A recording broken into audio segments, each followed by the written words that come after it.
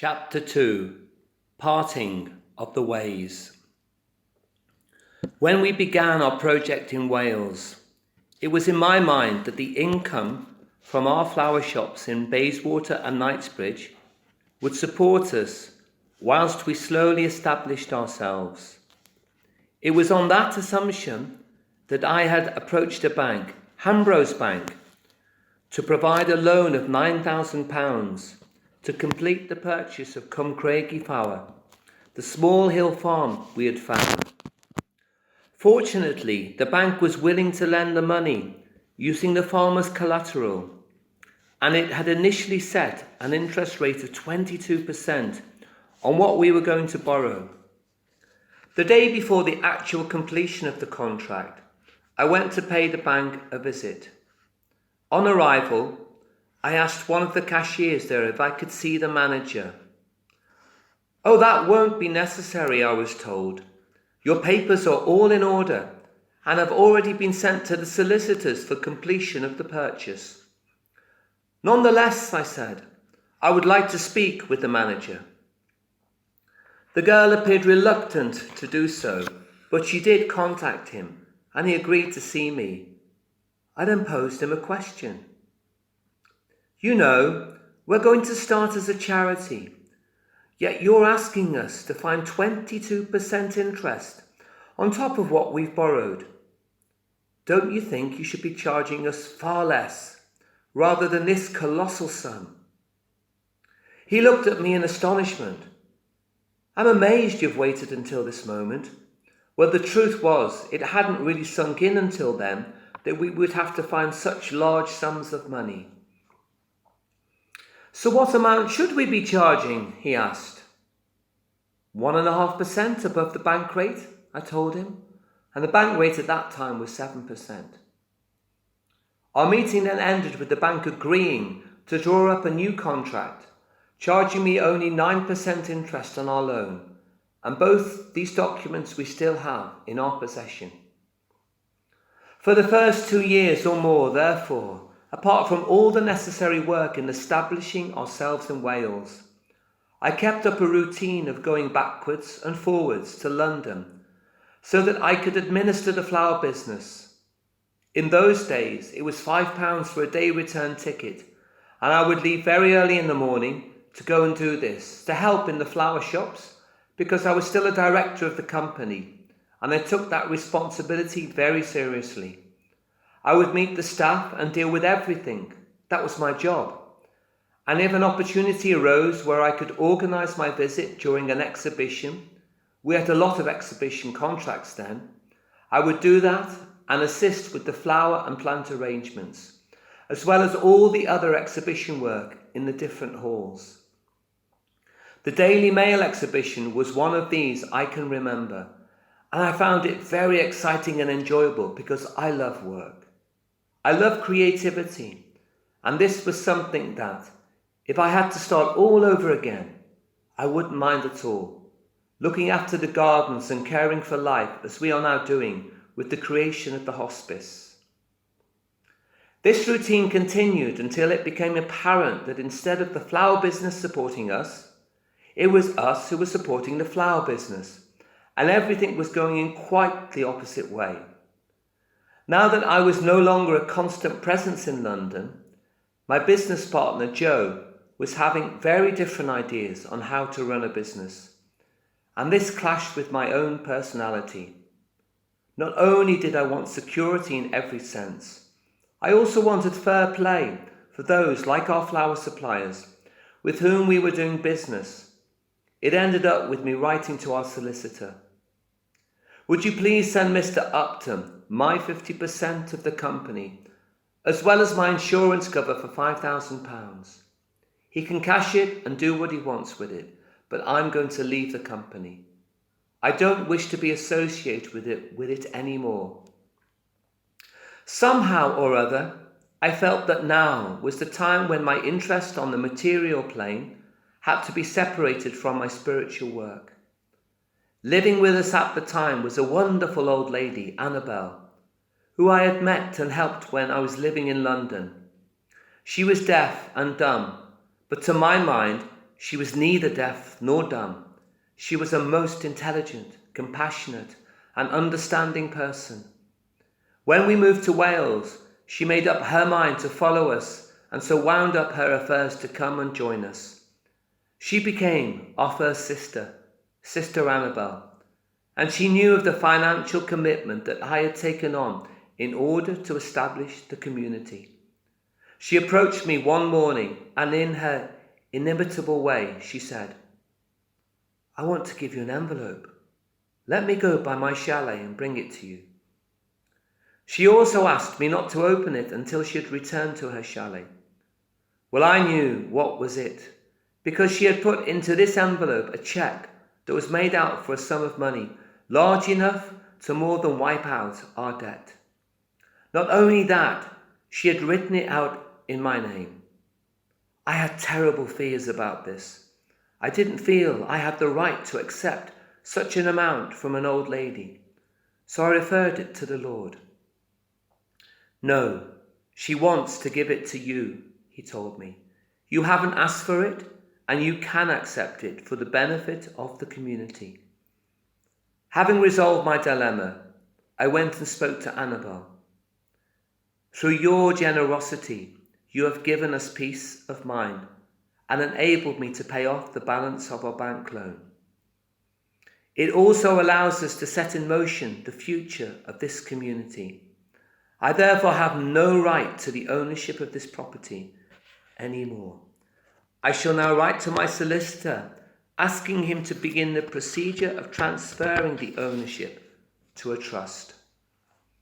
I then added, with a twinkle in my eye, "How about going to the Bahamas?"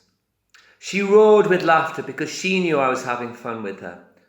"So what do we do now?" she asked. "I want you to come with me to the market," I said. This puzzled her. "But why the market? Surely the cheque should go into a bank." "Yes," I agreed. "First we will put the money in the bank. Then we will buy a tree to commemorate your act of generosity," which we did. We came back with a chestnut tree and planted it by her chalet. It was the happiest day for me. Here was an old lady who had faith, not only in me, but also in the community and the work we were going to do. She believed in me. She believed in the work I was doing. She also had the vision to see what Skanda Vale was going to be, and she was not going to stand by and watch all the things that we were doing here come to nothing. That tree has now grown and is very beautiful, and although many people in different ways have helped me over the years, believing in me, supporting me, sustaining and building up what is today Skanda Vale, I always like to remind people how that tree is here to commemorate Sister Annabel's generosity. With the sum of money that she gave me, I could have vanished like many a guru or so-called spiritual being. No, her trust in me gave me something far more valuable. She gave me my freedom. I was free again. Both Sister Annabel and another sister, Sister Topsy, played a prominent part in the formation and work of the community. Their generosity secured the land not only of Cumcraigie, but also later Pennygarn, a far bigger farm at the top of the hill. They also made sure through their wills and when they died that a large sum of money, almost £50,000, was available in shares, so we had an income to run Skanda Vale. These shares we still have, and we've been able to manage with the funds and donations that have been sent and given to us ever since. All these things are part of the material world. The real spiritual world was about formulating policy and inculcating some discipline to start a monastic organization for both men and women. This needed a lot of hard work and sacrifice. It needed a lot of soul searching for those who wanted to give up the outside world to come to us. At the same time, we had to set out a code of conduct and practices that were in keeping with what we believed in. The first thought that came into my mind was St. Francis of Assisi, because here was the cornerstone of my spiritual beliefs and experiences. I felt so elated to know I could bring about a new expression of St. Francis's work through chastity, obedience and poverty. I had in me this feeling that I am essentially a Franciscan. I could see parallels with St. Francis in what we were doing, because I also love to serve the Lord in all his creation. And here at Skanda Vale, there was an opportunity to do just that. All life is evolving towards God. If we could only give some measure of help towards all of life, then we would have educated ourselves to recognize God in everything. We would have educated ourselves to appreciate what hardship these life forces have. After all, we have evolved from them. We have evolved to the human mind that is capable of understanding and discriminating. We have evolved to a human being who can cry out when in pain and seek the assistance of doctors. We have evolved to a human being who can get food, clothing and shelter. These life forces, however, are outside us. They are evolving and they need our help to assist them on their spiritual journey. When I look around me at life, I cannot help to think that if someone were to be lying on the ground, crying out for help, he will more likely be kicked than offered assistance. That certainly is the attitude people tend to have towards animals. They go not to their assistance, but to their destruction. They pet the animal, yet at the same time calculate how to kill and devour it. Many people have given me presents, and the presents I love most are animals that are going to be killed. I recall going to a farm to buy a Dexter, a miniature cow. Justin was with me, and when we arrived, the owner took us to a field to show off her Dexter cattle. In the field was a mother with her newborn baby, and I wish you could have seen that baby then. It was a bull calf with milk all over its face, and was really the funniest and cuddliest thing. The lady prodded it and announced in a very matter-of-fact way, "In a couple of years I'll kill it and put it in a freezer for us." I couldn't believe my ears. I couldn't believe that a human being could be so heartless, so senseless of destruction. As soon as she said that, a bell rang inside me. "Guruji, you are not going to allow this calf to be killed." I immediately told this lady how much I loved the calf and asked her, "Will you not sell it to me?" Now, a small calf like this would normally cost very little money, but I think she charged me double in the hope I would say no. I, though, was so joyful to have it, and happily gave her all the money she wanted for it. I also brought a heifer that day, which was a present from some devotees, and which we named Prani. But this bull calf I loved so much was like a tax that I had to pay. Well, Mr. T, as he was called, became known as Tambura, and he was one of the most handsome young men amongst our collection. Whenever I saw him, I remembered those terrible words I had heard uttered by that lady, how he was destined for her freezer and would be long dead and gone. I find this attitude very sad, that a human being should degrade life. Whenever I am driving about and I see lorries carrying animals, a little part of me always dies.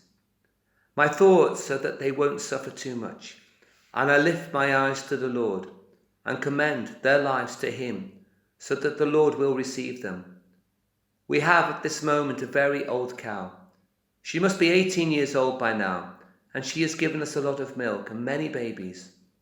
It would be unpardonable of me if I were to regard her as easily dispensable and were to think, "Well, she's old now, let's get rid of her." We can't. And this way of thinking I teach the monks. To me, it is where loyalty comes into being, and I treasure that very much.